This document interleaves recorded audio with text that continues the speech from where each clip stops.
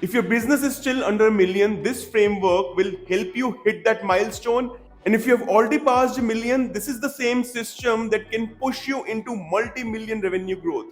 This framework has helped many businesses hit their dream numbers. A UK property investment firm doubled their ROI in just 6 months. An artificial grass company in London grew from £6,600 to £136,000 a month, crossing £1.5 million in a single year. Even during COVID, when most businesses were shutting down, clients using this process have achieved 20x growth. And the best part, we are sharing it totally for free. So far in this series, we have covered the discovery phase where we talked about 3 golden W's: what, who, and why. And this can help you sell the same product and service at 10x the price.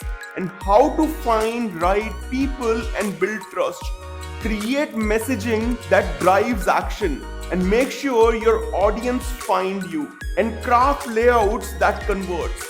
Along the way, we also shared our free discovery handbook packed with exercises, templates, and key questions to guide every step and move you closer to multi-million dollar revenue growth online. Go check out the previous videos and grab the handbook from the link in the description. Then we entered the stage 2 of the DRS, which is research, starting with market research, where we mapped trends, demand signals, barriers, and positioning to pinpoint real opportunities. Just like before, we have also created a free research handbook with step-by-step checklist, templates, and examples to help you pull out all this information into action.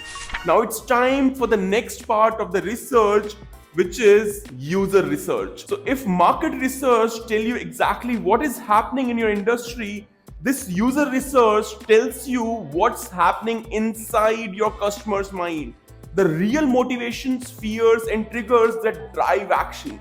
And this is where most businesses fail. So they stop at a surface level demographics only, like men and women aged between 30 to 50. That's not persona, that's a census report. To uncover this, we'll break this down into 4 core areas. And imagine this is your user. In these 4 core areas, your user will be asking specific question to the user. So starting with first, what do they think, what do they want, and what do they fear? So we'll uncover these fears, their needs and desire, and what exactly they're thinking in this first quadrant. In the second quadrant, we'll be answering who they are, why do they buy, your product and service. So previously, you understand, we talked about in our last video about emotional and logical decisions, and here we are going to kind of uncover it further. Next, in the third quadrant, we will be answering where question. So where do they get stuck and where do they feel hesitant? The exact moment of doubt or drop off, and what finally tips them over to the next line. Here we will be talking about actions, but in this part we'll also talk about how do they really move from one point to another. So we'll answer how question, how do they move, and then in the final quadrant we'll be talking about which insights matter most and how do they act on them quickly. In the fourth quadrant, we'll be answering the which question. So which insights matter to them most, and also how do you want them to act quickly, and on which insights you want them to act, and how to really convert them. The message offers experience that move them from the interest to commitment. So let's start with the first step here, where we'll be getting into the user interviews. So the most valuable insight don't come from dashboard, they come from real conversation. And when I speak with business owners, most say, I know what my customers want. All right, so I've got my gloves on because there's a little bit of issue. I want to do it quick so I can quickly erase when I make a mistake, right? Because the truth is, customer really want what you think they want, and that's where 90% of the businesses are burning their money. So skip guessing and go straight to sources. You need to interview your customer, and if you can't interview, then first case is like you can't just ignore to interview them. If you miss to interview them, so skip guessing, go straight into the sources. And first is your user interview. That you must interview your at least 10 users. But if you can't do that, then the second comes is like you need to listen to the sales call, but make sure you have permission to listen to the sales call and only listen to those sales calls. Those people have given consent. You might have heard when someone come on sales call, they say like, do I have a permission to record your sales call for training and quality purposes? This is way, I mean, if those users have given consent, then you have authority to listen to those sales calls. Then if you don't have access to the sales calls, you can go and read reviews, because here lot of people might have vent out their feelings for the negative reviews and the good reviews, so that you can little bit understand what exactly users are thinking. So you can little bit understand what exactly your users are thinking. Then comes the report analysis. Analyze support tickets. So here you might be getting a lot of emails and people might be venting on their feelings, what exactly they feel, and you need to go to your support emails and see exactly what people are exactly conveying and what exactly do they think, they fear, and what exactly do they want. So this is must. I mean, first is like you need to kind of definitely user interviews, but these are alternative. But here in this step, we are going to go further into only user interviews. So once you know that, you know the exact words that they are using. So this is your secret weapon, and it helps you to write your website copy that feels natural and authentic and persuasive. And it also helps you to build empathy, identify segment specific opportunities, and it also reveals your decision journey and buying triggers, which we are going to talk about in step 3. Then it also help you validate all the assumptions. This will also help you to discover the motivation and pain points. And also you can uncover the hidden frustration and all the unmet needs, decision triggers that aren't obvious in the purchase data or the heat maps. To explain you better, as we have been doing this in our previous parts, we'll explain this via a case study, a recent project with a UK property investment firm. So let me take you to my laptop and explain you exactly how we have uncovered the users and their journey. So look, instead of relying on surface level data, we ran into one-on-one interviews with the real investors to uncover their mindset and decision making process. And here is what emerged. The largest active segment when we go into demographics are the users between 35 to 44, and that accounts to 32% of the market. And the next was below 35, and that accounts to around 25% of the target audience. But their goals weren't just returns. Many wanted stability, education for their child. If you go further, and you will see that many people wanted into the geography. I'll definitely cover this in the step 3 when we talk about marketing strategy.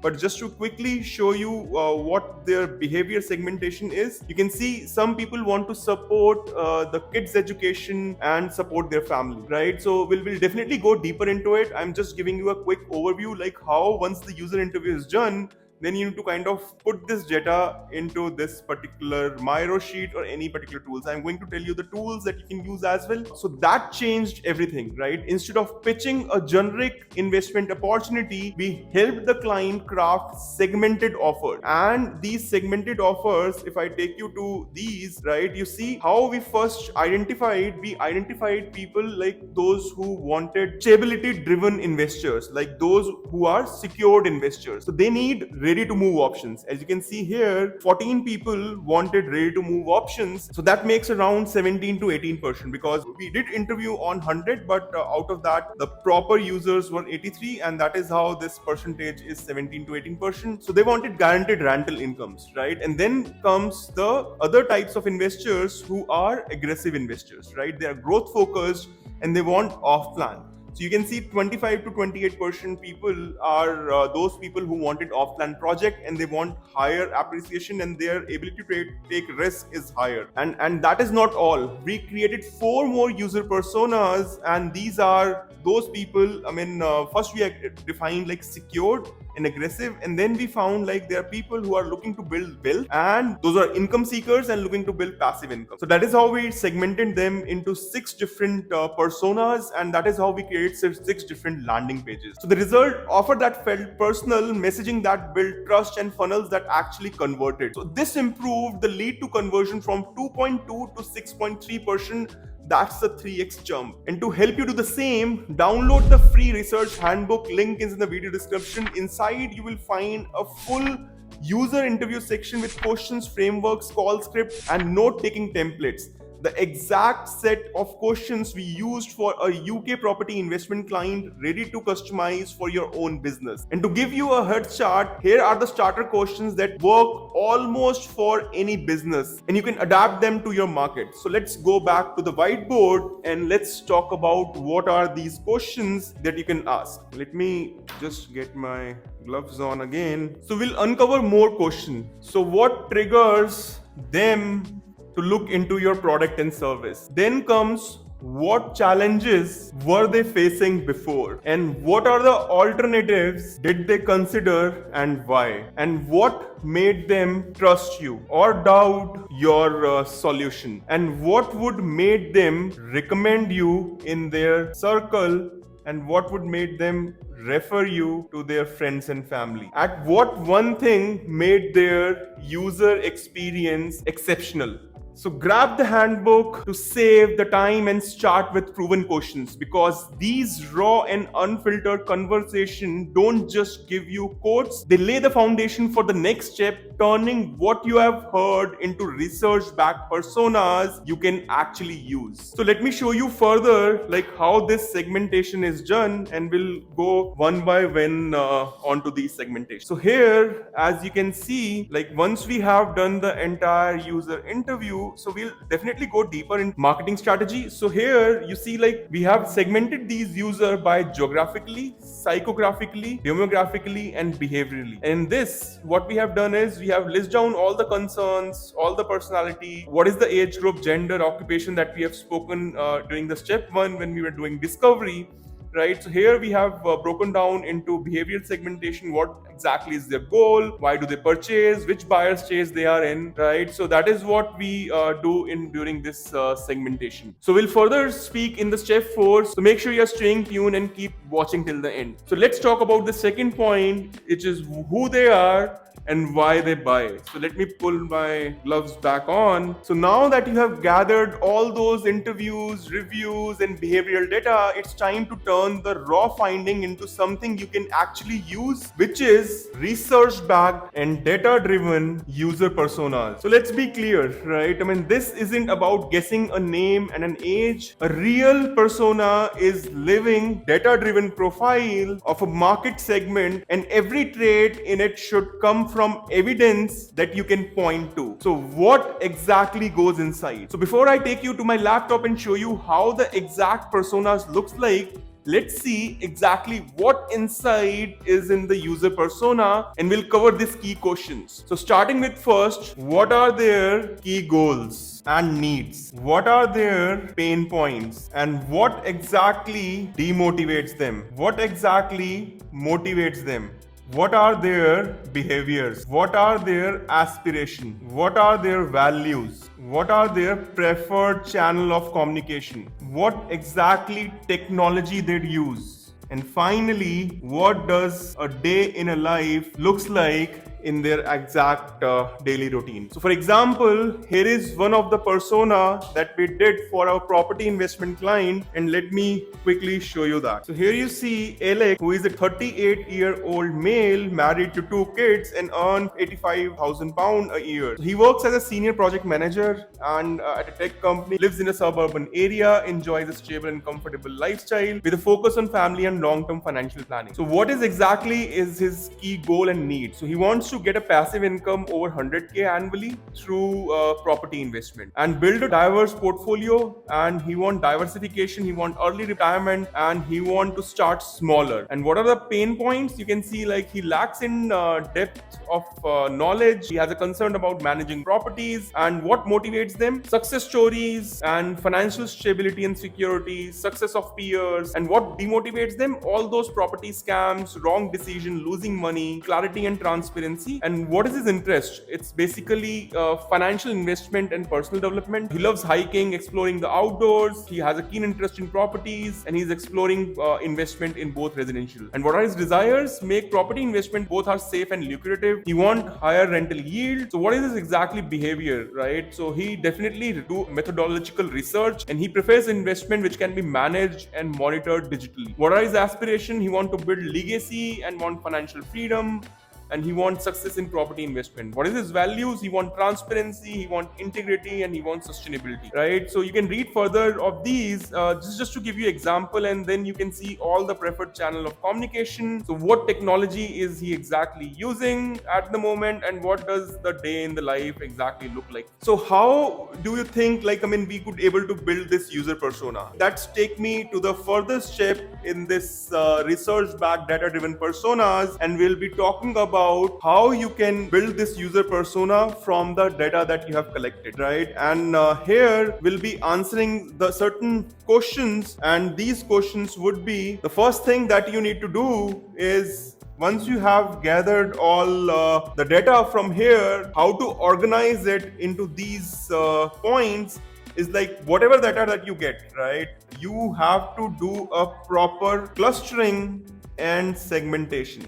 So if you remember, I'll take you back to the laptop again. So if you remember in the behavior in the geographical segments, so what we have done is we clustered them and we grouped them into specific behaviors, psychography, and their geography, right? And based on the demography. So that is what you have to do. You have to group them until clear themes jump out. And then you have to organize and clean your interview data. Then extract the key data points, and this will help you find all the motivation, demotivation, and the goals, frustrations, decision drivers, and deal breakers, and buying triggers, and the research behavior. So all the key codes, the phrases you might use later in the copy, and you got to cluster similar insights and do affinity mapping, right? Group related points to reveal natural patterns, and then you have to mine this data for the deeper structure and use qualitative and basic quantitative techniques to see which themes really matters.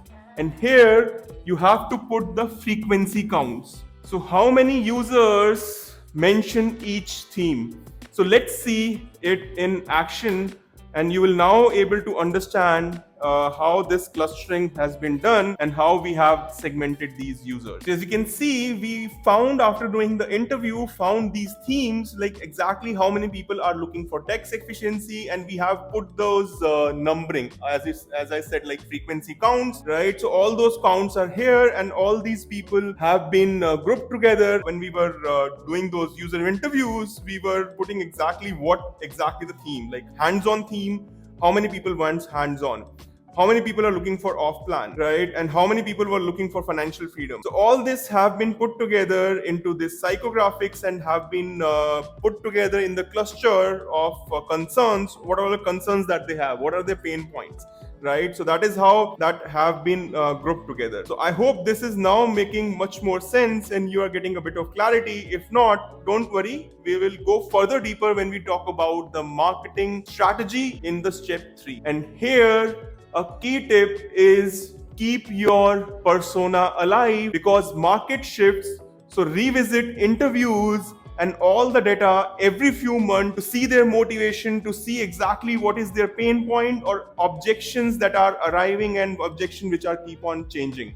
So when you build personas, hard evidence instead of assumptions, you create a clear living picture of each market segment. And that sets you perfectly for the next step that we are going to talk. So here we are going to talk about the user journey. So knowing who your user is, only half the job done. The next step is understanding how do they exactly move from first spark of curiosity to final commitment, and what finally tips them over the line. So map every stage and the key moments. And these key moments that we are going to talk about are, which you might have heard a lot, is awareness, consideration, and decision, but we are going to understand here with different terminology, and I'm sure you're going to love that. So let's start with our first, which we call ZMOT. So ZMOT is nothing your zero moment of truth. And the second stage is your FMOT, which we call first moment of truth. Then here you have your SMOT, which we call second moment of truth. So this is the phase you can see people are getting aware and they are researching. And this is the phase where they decide. Or you can also mix that, they might consider and then decide. And then the final stage is the advocacy or referral. So here, understand, if anyone is trying to find you online, how are they going to find you? Either they start with Google search, or they might search you on social, Instagram, Facebook, or they might do the second biggest search is YouTube. So they might search you on YouTube. So you need to be present in here with your content, with your SEO and social proof. So you need to understand what problem are they Googling and what reviews or social proof do they need to see once they visit your social profile. Then comes the FMOT, where they are making the purchase decision. And here comes your landing page, your listings, and your sales process.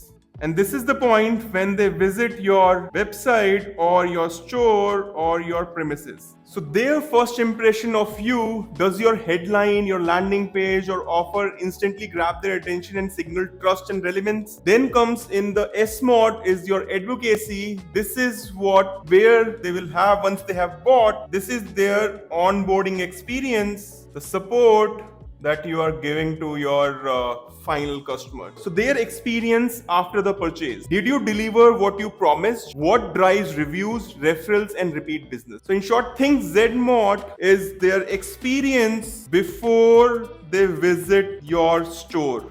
And this FMOT is their at store experience. And SMOT is their after store experience. And now you have to understand and design all three that helps capture their attention early, convert effectively, and create lasting advocates. So great brands master these moments, and these user journey maps or service blueprints to plot every step from awareness to purchase to advocacy. And for each stage, you have to document all the actions that they would take and what are the pains or their problems that they have at this every action point. And then you need to intervene and provide the solution to solve these pain points. And how do they feel? Which micro movements do you need to win at each stage? So you need to list down all the micro movements, and we are going to talk about, and I'm going to show you the example, what exactly micro movements are and what is exactly do they feel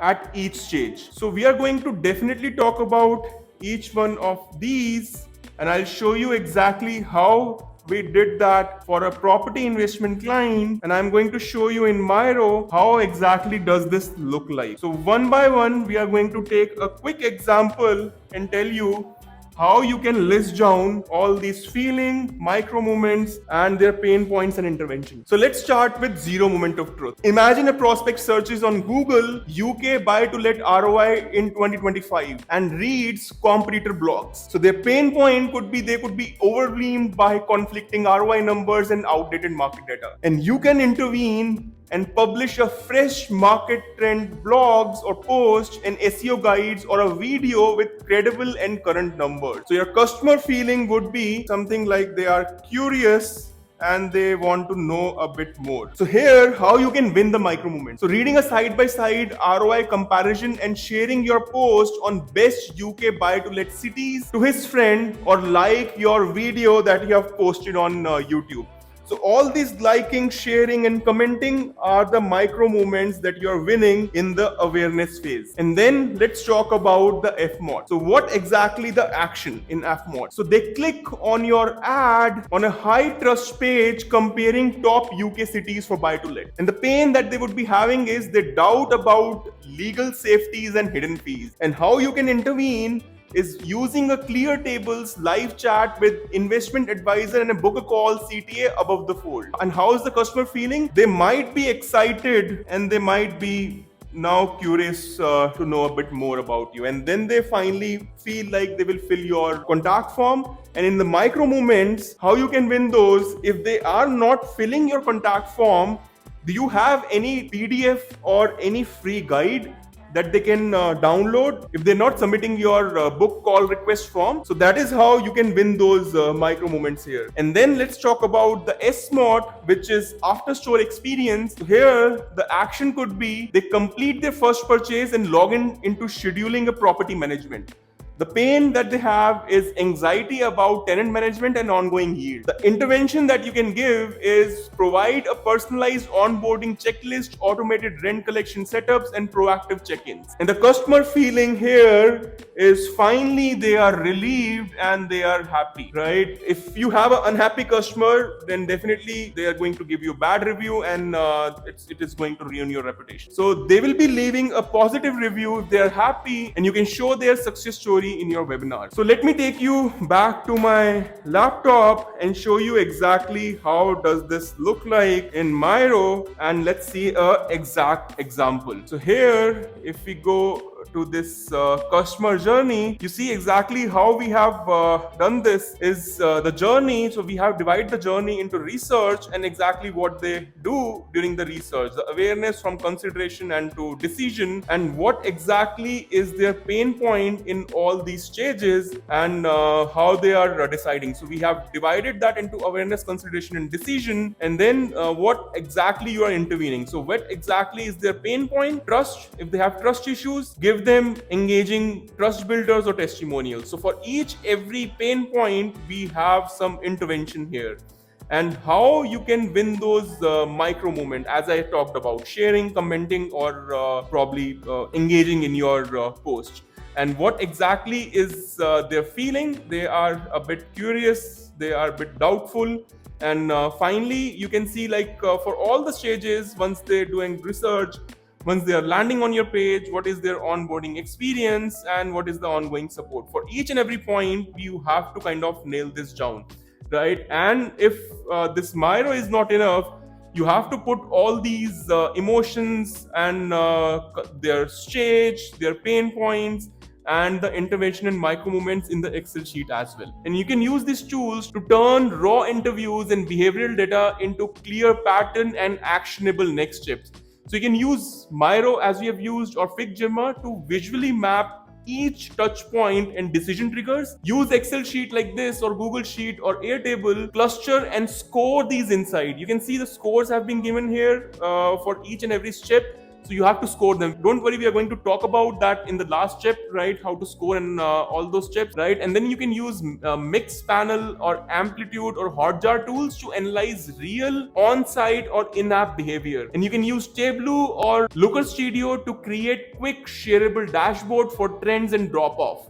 And when you map each of these stages and look beyond the obvious touch point to when decision actually happens, timing often decides conversation. So I'll give you a good example, right? So for this real estate client, he complained that leads never pick up when their sales team call them. But think about it, investors are busy professionals working with same 9 to 5 hours as a salesperson.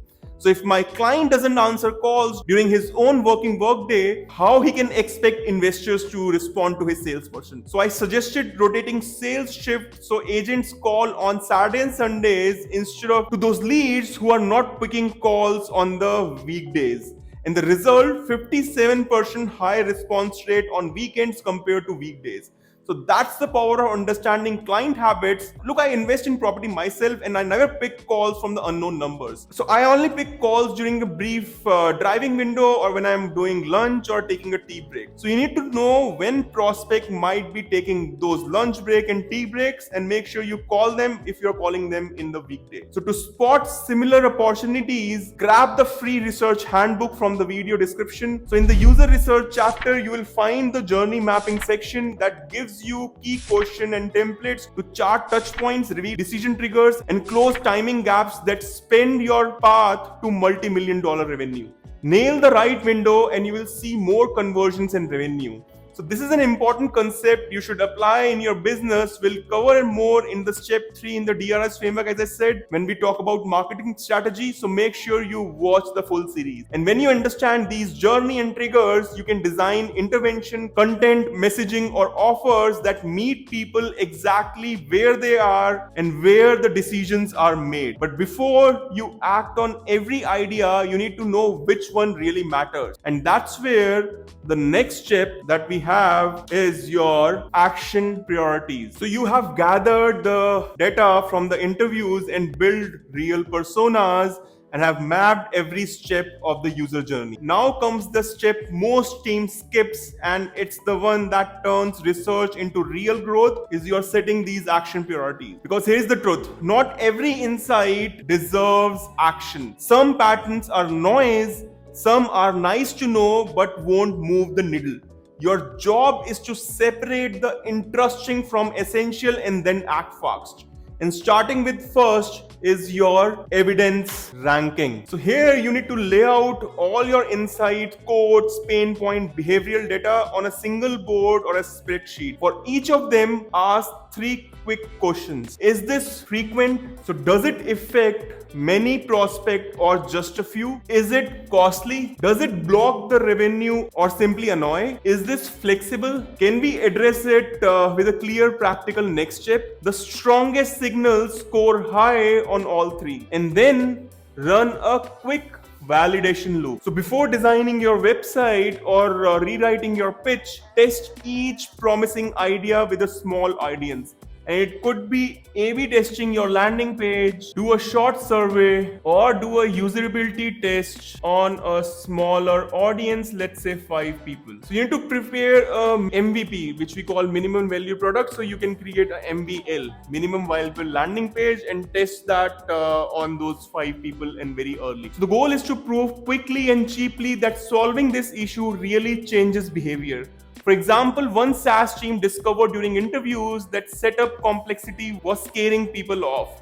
Instead of rebuilding the whole onboarding process, they created a simple 2-click trial pilot for a handful of signups. Conversion jumped by 37% in a week, clear proof the insight was worth scaling. Then comes prioritizing impact versus speed. So you need to finally organize and validate ideas into a simple 2x2 grid. So here, let's imagine this is impact, and let's name this impact as low here and high here. And here in the x-axis, you have speed. So let's imagine this is quick. All those things can be done, which can be done quickly. Some which are going to take long time to complete. So you got to tackle all those high impact and quick win first, right? And then you can think about covering all those high impact things and which might take longer time, and parallelly you can work on all the tasks that can be quickly done, but even if they have low impact, you can